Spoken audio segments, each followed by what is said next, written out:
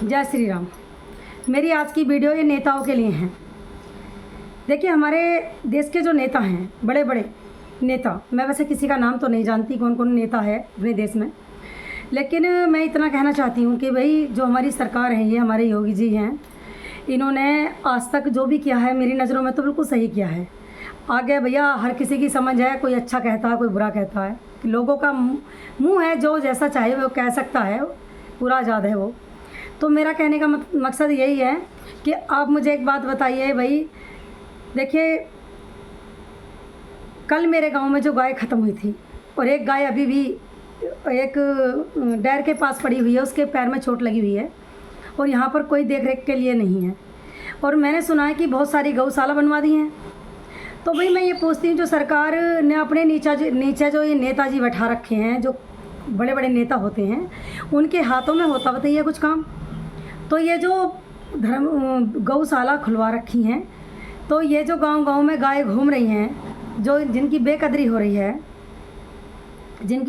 रही है, उन गायों को जो गांव में घूमती हैं, जो छोड़ देते हैं, या तो उनका सर्वे करवाएं कि जिसके घर में जितनी भी गायें हैं वो अपने घर की गाय ना छोड़ें, उस पर कार्रवाई हो। या फिर जो ठीक है ये नहीं बिक पा रही हैं, लेकिन कट तो ये अब भी रही हैं, ये गायें कट तो अब भी रही हैं, तो वो नेता कहाँ हैं जिन नेताओं ने इस समाज का ठेका ले रखा है, जो गरीबों की कोई सुनवाई तो करता नहीं है, कोई बात तो सुनता नहीं है। अब भाई एक बात बताओ, हमारे कोई सरकार थोड़ी उठ के आएगी हमसे मिलने के लिए। जिनको ये काम सौंपा गया है वही लोग तो आएंगे। जो देश के ठेकेदार बने फिर रहे हैं, कहाँ सो रहे हैं वो? अरे कम से कम इंसानों की ना सुन ले, जानवरों की तो सुन लो। कहीं ऐसा ना हो कि एक दिन तुम्हारी भी हालत इन गाय बछड़ों की तरह हो जाए, ठीक है। और समाज के ठेकेदारों, नेताओं, तुमने अपने इतनी बड़ी बड़ी गाड़ियों में घूमते हो, अपने इतने बड़े घर बना रखे हैं तुमने, कभी छोटे छोटे लोगों की भी बात सुन लिया करो। ये गाय जो क्या मैं खेतों में जाती हैं तो किसान मारते हैं बेचारे को, धूप में पता नहीं पानी भी मिलता, पीने के लिए नहीं मिलता है। और ये जाता जाता मरी पड़ी हैं, कोई नालों में पड़ी है, कोई ट्रेन की पटरी पर पड़ी है, कोई गंदे नाले में खेतों में पड़ी हैं। बहुत जगह इनका एक्सीडेंट वगैरह हो रहे हैं।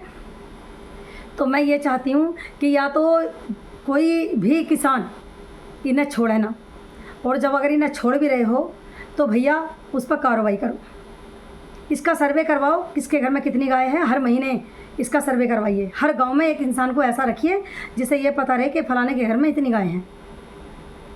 और अगर अब तुम्हारे बस की ऐसा काम नहीं है तो हम जैसों को सौंप दो, हम कर लेंगे, क्या दिक्कत है बताइए। लेकिन तुम जो इन लोगों की जेबें भरते फिरते हो, इन बड़े बड़े लोगों की, नेताओं की जो जेबें भर रहे हो, इससे हमें क्या फ़ायदा होगा?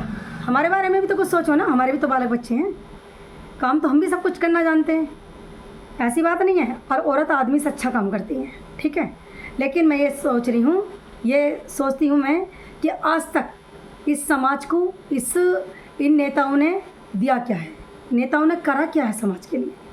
कहाँ है वो गौशाला? मैं 5 साल से सुनती आ रही हूँ जब से ये गाय छुटी है कि गौशाला है, गौशाला गौशाला। कहाँ है वो गौशाला?